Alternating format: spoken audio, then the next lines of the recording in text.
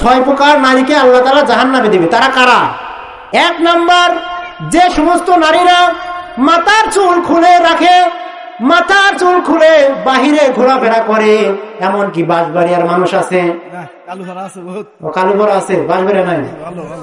সম্মানিত ভাইয়েরা, এমন ব্যক্তিকে আল্লাহ রাব্বুল আলামিন বলেছেন, এই যে নারী চুল খুলে দুনিয়ার মধ্যে পরপুরুষকে দেখায়, সেই ব্যক্তি, সেই নারীকে আল্লাহ রাব্বুল আলামিন জাহান্নাম দিবেন। বলেন নাউজুবিল্লাহ। 2 নাম্বার, যারা স্বামীকে সম্মান দেয় না, এমন মা বোনেরা আছে না? এমন মা বোনেরা আছে, তারা কিন্তু দুনিয়ার মধ্যে স্বামীকে নাম পর্যন্ত ধরে বলে, তুই বই করে বলে। কথা বলেন ঠিক কিনা? এই প্রকার নারীরা আল্লাহ ঘোষণা দিয়েছেন, ওই মরণের পর তাদের জন্য ওই জাহান্নাম আল্লাহ তাআলা রেডি করেছেন। বলেন নাউজুবিল্লাহ।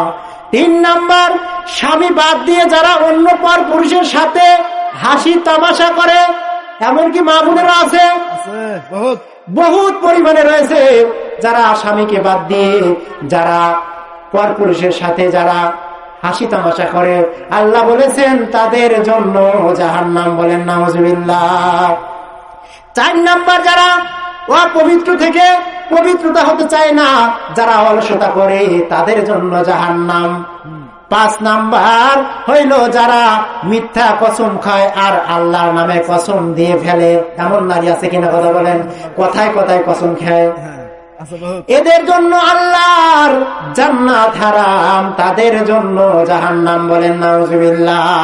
আর 6 নাম্বার, অন্যের সুখ দেখে যারা হিংসা করে, তাদের জন্য আল্লাহ রাব্বুল আলামিন জাহান্নাম ঘোষণা দিয়েছেন। এটা হইল তিরমিজি শরীফের হাদিস, 3272 নাম্বার হাদিস। বলেন সুবহানাল্লাহ।